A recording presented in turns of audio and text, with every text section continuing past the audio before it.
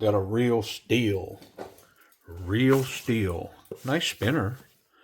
It is a Valore. It's got purple G10 black wash. Yeah. I can't say I really know what any of that means. Purple. What's purple?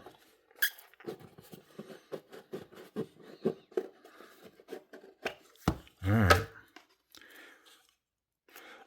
I do like their little spec sheets, man. Pretty cool. I am going to lay that here. If you want to zoom in on that and check your specs, feel free. And then they come with these little schematics that I've mentioned before. It always shows like 9 different versions of this knife. There's slip joint, slide lock, back lock. I have no idea what version we have. Nice cleaning cloth, got their logo on it. Okay. Oh, very cool. All right, well, let's get rid of this stuff. We'll bring it back for photographs or whatever, but right now, I want to pay attention to this. So, black steel liners, black steel pocket clip, and then it's got a couple, I'm going to guess steel, but somehow they're gold. I don't know, is that paint, some kind of coating on there?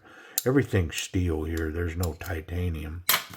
And I don't know what the steel is, so hopefully it tells us. And then it looks like the only way in is this back flipper.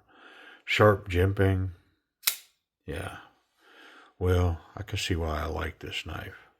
Very cool. Nitro V steel. So the mystery's over. Yep. Liner lock. A little shaken to get that down. We'll have to look into that. I mean, surely it's on bearings. The jimping on that flipper tab is sharp enough. It's angled away, but when you put your finger into it, it's going to bite and off you go. Yeah, I mean, man, this is almost, here's what it's got me thinking. It's got me thinking of the Ivy. And if you're not familiar with the Ivy, if you'll search the videos, I've got a few videos on the Ivy because I have the higher end titanium Ivies, and then I also have an Ivy that is very similar to this.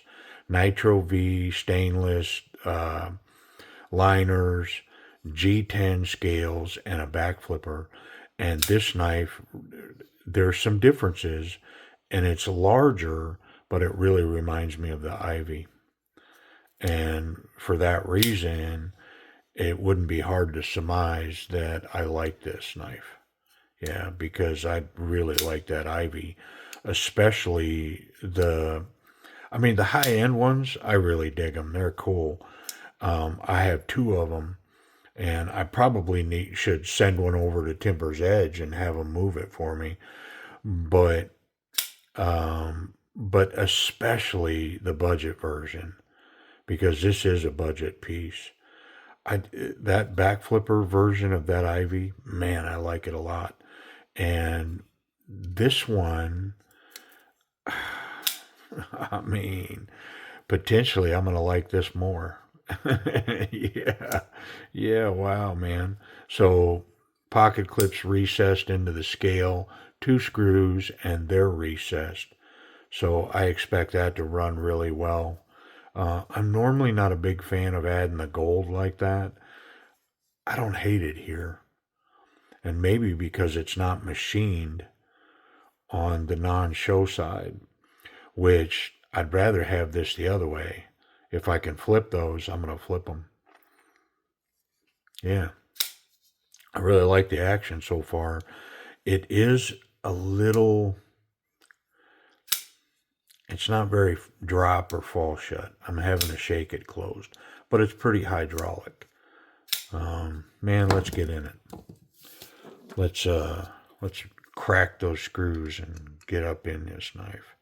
So it's captured, which is a good thing, but it could be a bad thing from the perspective that I want to flip these screws, because it may be captured in this scale only, so it has to come from that side. We'll find out. Ooh, is that tight? Come on, man. You ain't got to be like that. Completely unnecessary. Let's just go to the nut buster first. I've got a reasonable tip in here. It's not brand new, but it's a pretty good one. Let's see if I can get that to go. There it is. I'm going to guess it's Loctited. There's no reason for it to be that tight. And now that I'm thinking about it, it has to be captured as well, because for it to be that tight and not spinning from the other side, it has to be captured. So it'll be interesting to see what we got going on here. But clearly that was Loctited down in there as well. Yeah, it's got some Loctite, not a lot, but down on the tip. And I do see a captured pivot or nut. So let's see. We'll see what's up. I'm definitely separating this backwards, and if I can flip it, I'm going to. So it's not captured down here. It's only captured at the top. And I think my fears are going to be proven out. We're greased in here. So that's okay, because that kind of tells me that I'll be able to improve that action. If you remember, I was kind of saying it was sluggish. Well, it's captured the whole length, so I can flip it. And same with this one. So I can flip it. Man, that makes me happy. We're definitely going to flip it. And the amount of tension on this lock, way overdone. But we're going to clean it up, flip it. I'm going to put it back together and get a gauge of that before I just go guessing on it. Yeah. Let's get all this sticky grease off of everything. I don't know if everything I said just made sense, but there's a lot of tension on this lock bar. And I should have checked it before I took it apart, but I didn't. And sometimes I'll just guess on it and take some of that tension out of it, but I'm not going to guess on this one. I'll just put it back together, and then I'll take it apart and adjust the knife. No worries. It's not going to take long to get back to that point. Just got some scrubbing time here. Get all this grease off of here.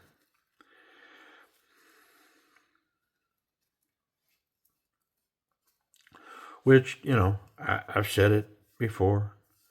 Which, after you touch 1,000 knives, at some point, almost everything you say, you've said before, right? It's definitely one of the things that happens when you do the same thing long term, is that the talking points start to dwindle, But anyways, I've said it before, the grease is probably superior to a lightweight oil in the sense that it's not going to evaporate as bad. Long-term storage, it's going to be better, that kind of stuff. But none of that concerns me. What I'd rather have is really good running action. And so I get rid of all that stuff, and we'll put some lightweight oil on it. I need to see the orientation of the lockup. It's down on this one and in on the back one. Okay. In and down. like so.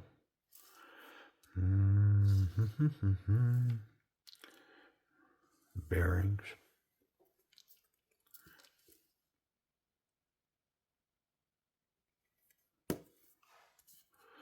Beautiful blade. Love the shape of this blade, the thinness of it. I mean, I'm pretty sure that you're going to find me saying some stuff about I think the knife's capable, and I would not hesitate to have this as a backup, like self-defense piece in my pocket. Pretty sure that's where I'm going to end up with this knife. Oop, hold on. Let's get that little spacer back on there. There we go. Yeah. Got it to line up wonderfully. So I'm not going to go too far. I'm just going to put this one in. I'm not going to put the other one in. I'm going to put that one in, make sure we don't have any play, which we don't. And then I'm going to look at where that's locked up. And it's just on the inside of the outside. I don't know if that probably doesn't make a lot of sense, but yeah, that looks so much better on the show side to have the non-machine side and then, all the hardware on the backside. Let's run this action now that I've oiled it. I'm going to take a little tension out of that because that is 100% affecting that blade. See how free that blade is? But when I go to close it, it's because this lock bar has so much tension on it. So I'm gonna snatch a little bit of that. A little bit.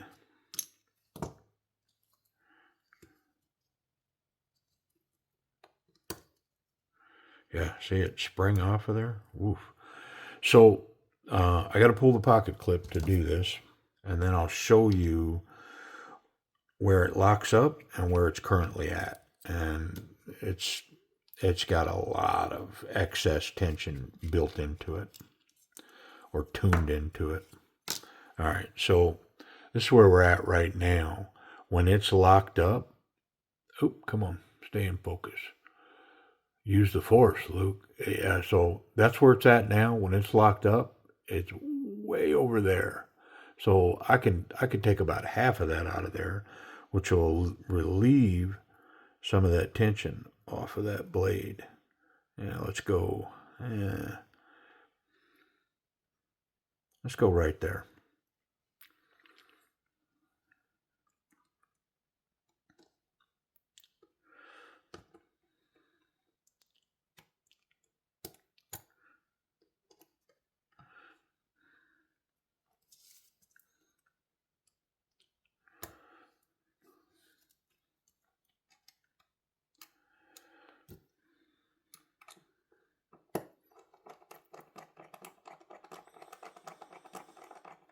That is a long screw.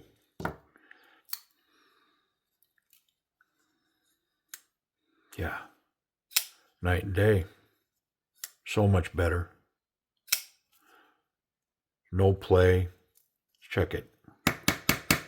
Yeah, that's not going anywhere. Well, let's finish the assembly. We finished the assembly. Yeah, come on. Oh, come on, man. Don't do that. Popped right out of the other side.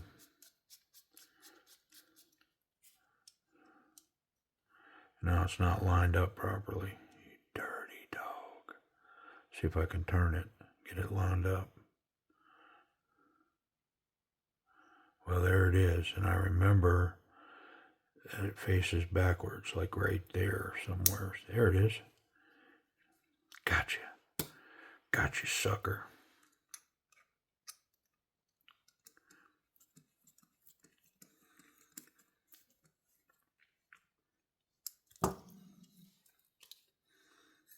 Oh, man, is that nice.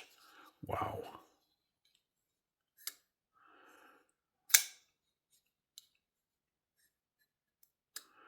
Very hydraulic. Smooth.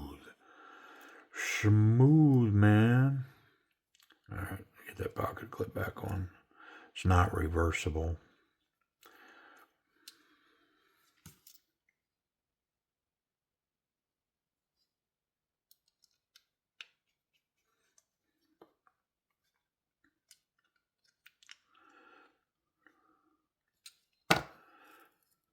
Nice tension. Mm-hmm. All right, let's clear out some tools. Let me check that action. Yeah, we're completely locked up. Very nice. All right, quick little wipe. Got a piece of lint or something right there. What is that? I don't know, but it's got to go, bro.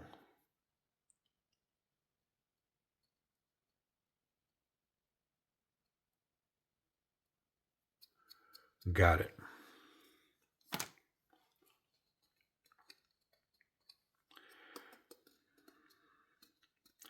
Some kind of weird whatever, but it's gone now. All right, let's talk about this action. It's very smooth. It's fairly light now, and I do got to shake it to go down. It's not drop shut.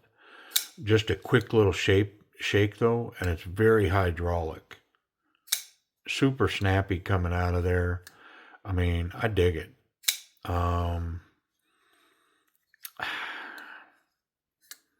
B plus, A minus, somewhere in there. I mean, if I had to rate it, I can tell you that I love it. I just absolutely love it. But that doesn't change the fact that, it's not, I don't know. It's not drop shut. I gotta shake it. Yeah, I'm gonna give it a B plus. Only because I gotta shake it down, but it's really hydraulic. It's really nice.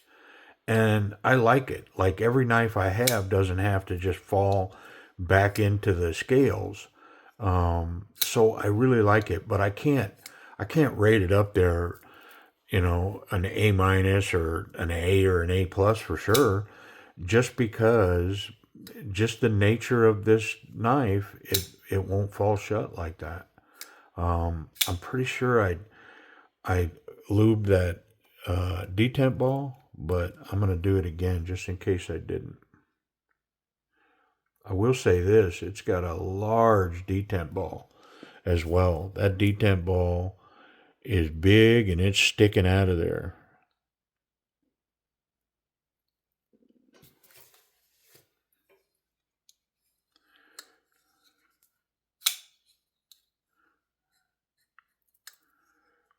And my guess is the action is still being affected. Yeah, see how free that is?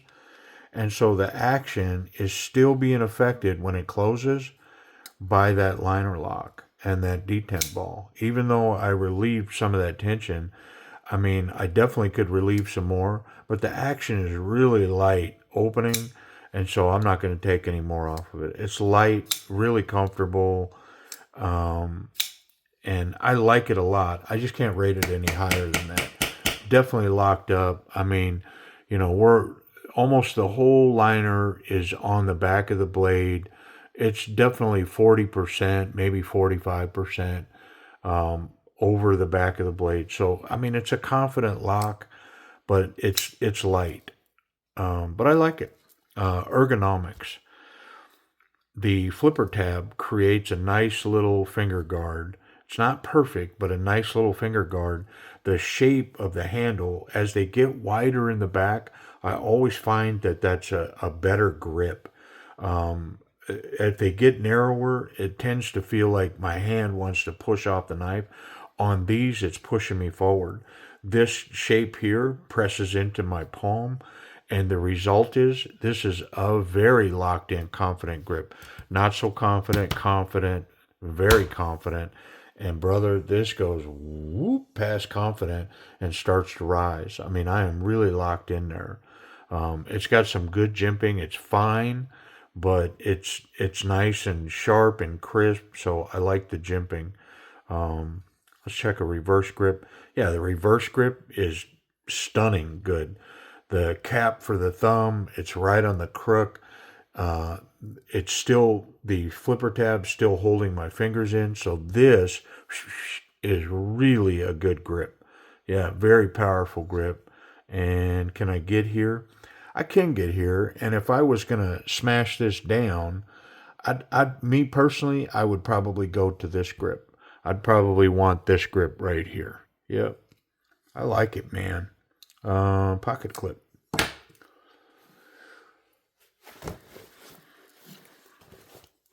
Thick stuff. Oh yeah, that's a dryer clip all day long. I put that there, throw it in the dryer, come back, it's banging around, just the slightest little bit poking its head out up there. These holes allow me to grab on and get it out. This clip is wonderfully tuned. It's got excellent tension. My spot in the back pocket, just the tiniest little bit poking its head out there. I like the black look. Yeah, wonderful clip. And it's very functional. It's going to retain my knife where I put it. Where I put it in that back pocket, it's going to be right there when I go looking for it. What about safety? I wonder if I can make blade contact anywhere. Not through the back of the scales. The tip is recessed. That nice hump gets me right up over that blade. So the clip's good, tip's good, and I can handle this any way I want, and I'm not going to make contact with the sharp part of that. Let's see how that closes on the bottom detent. Yeah, very snappy. And it's because that ball is so big. And there's still a ton of tension on that. I mean, like I said, I could take a bunch more. I'm not going to. Talked about the sharp part, that Nitro V. How'd they do? Nice, tall, flat grind. Yeah, come on, man. Yep. Yeah, if that doesn't illustrate sharp, I don't know how to illustrate it, man. Wonderful. All right, so price and availability. How much are these, and what do you got to pay to get one? Okay, these look to be between $60 and $70. With a discount code, you could probably find this one over at Timber's Edge. I'm guessing for just over $50, somewhere's in that range. Between $50 and $60 with the discount code. And of course, if you're a member, a collector, or a hoarder, the deals get even better. Yeah, substantially better. So, anyways, yeah, pretty cool. Real steel Valore, Nitro V, stonewash black blade. It's got the black hardware, black liners, and a couple of gold accents, and no milling on this side. Yeah, wonderful ergonomics. I dig it, man. Cool knife. Appreciate y'all watching.